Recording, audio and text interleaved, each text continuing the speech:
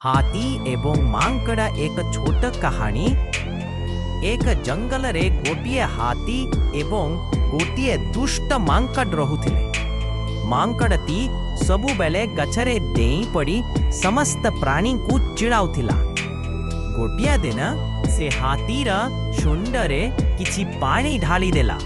हाथीटी चुप रहिला एवं किछि कहिला नाही। किछि समय परे मांकड़ती गछरु खसी पड़िला एवं तार हाथ यंत्रणा अनुभव करुथिला। हाथीटी तुरंत ताकू पिठीरे उठाई नदी कोलकू नेगला एवं ताकू ठंडा पानी देला। बानरती तार दुष्टामी पाई बहुत लज्जित होइला। से हाथी को क्षमा मागी कहिला, तुम्हें बड़ो तेणु तुमर हृदय बड़ो।